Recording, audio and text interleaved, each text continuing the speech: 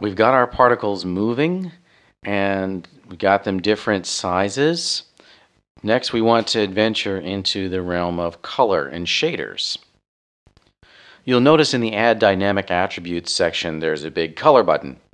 In fact, I don't want to use that this time because what I'm trying to achieve here is fairy dust, which is incandescent and self-illuminated, glowing from within. If I added an attribute through this color button, it would be affected by the lighting in my scene. So I don't want that in this case. So I want to add the incandescence per particle attribute, and that is once again through the General button in the Particle tab, and I'm looking for incandescence per particle. And I'll click OK. And then later, when I connect this to a shader and I map the incandescence channel, it will find the expression that I put in here. Next, let's go ahead and put an expression into this field by right-clicking and choosing Creation Expression from the pop-up menu.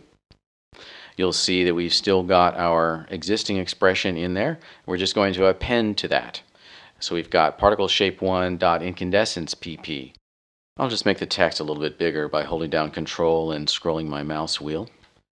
Hit the Enter key to add a new line, and then once again select this type and then middle mouse drag it. I'm going to set that equal to a random function, but this is a vector attribute which has 3 values instead of a standard float attribute which has only 1 value. So what we're delving into here is the fact that this incandescence channel has a red, green, and a blue component. And to signify that, we have to tell Maya that this is a vector attribute that has 3 values. We do that by adding double angle brackets, and that's the beginning of our vector attribute value. So if I put in a value of 1, 1, 1, and then closed it with 2 more angle brackets, I'd be saying I wanted all the particles to have a value of 100% for red, green, and blue, which would be white.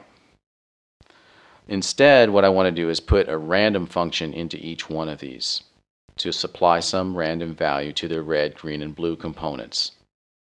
So I can do that just as we've done here. In fact, I can take this and sort of copy and paste a little bit to save time. Control C, select, Control V, and I can make it a range from 0 to 1. So I could say 0, 1, and then a close parenthesis. So that's giving the red channel a random value between 0 and 1. I'll just select all of that once again, Control C, and paste that in to the other 2 channels.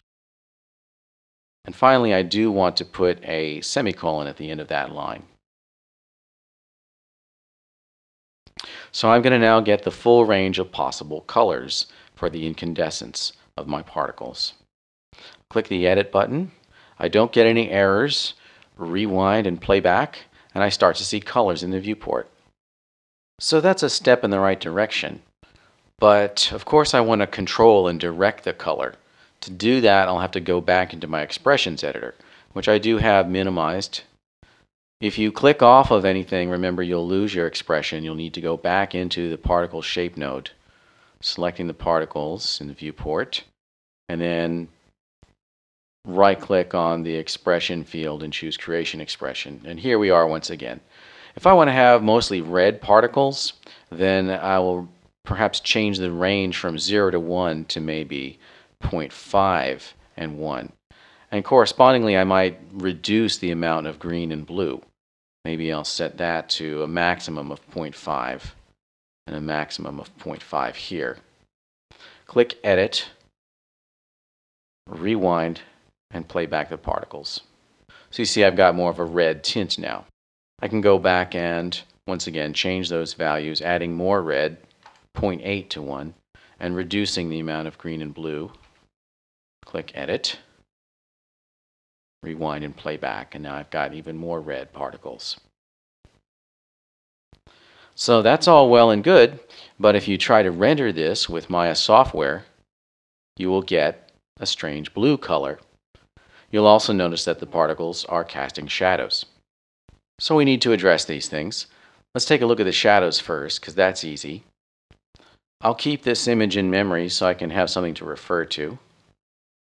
And with the particles selected, go into the attribute editor in the particle shape node, and you're scrolling looking for render stats. Here it is.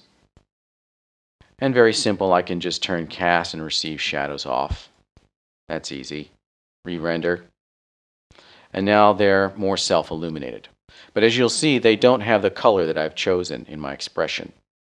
And the reason that's happening is because the shader is not currently connected to the output of that particle shape node. So we need to do that, and it's done by an intermediary node called a particle sampler node. Our first step in that journey is to add a new shader, because currently this particle system is only using the default shader. And we can see that actually if we go into Window Rendering Editor's Hypershade. Particle Cloud 1. That's the default particle system shader that's assigned to all particles when they're created, just like Lambert 1 is assigned to all geometry as it is created. So we just want to assign a new shader.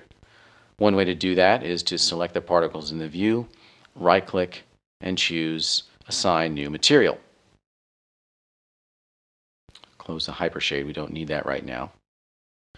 In the Assign New Material window, the only relevant shader to us right now is the Particle Cloud shader. And that's a volumetric shader. So if I just chose the volumetric category over here, you'll see these are the only legal choices for a particle system. And right now, Particle Cloud is what I need. So I can click that button. You will see that it has created a Particle Cloud shading group and also a Particle Cloud material. So this is the true shading node. It's already got that default blue color, the same that we saw in our rendering.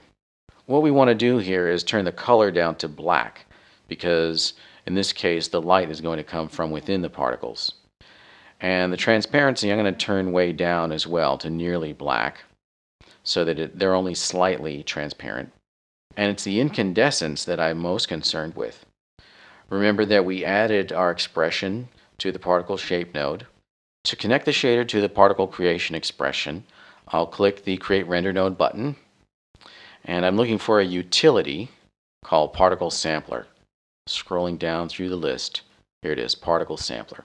And I don't need to do anything else. Maya has created the connections for me, and it automatically connects the incandescence PP to this shader's incandescence. So if I click Render now, I've got red particles. Notice that the color is not the same that we see in the viewport, and the viewport is not to be trusted. It's for preview purposes only. The result that you see in the renderer is what you need to gauge your color decisions on. So we've got a basic setup here. All we need to do is go back into the expression values and change those to get differently sized or colored particles. I will save what I have as particle wand 05.ma.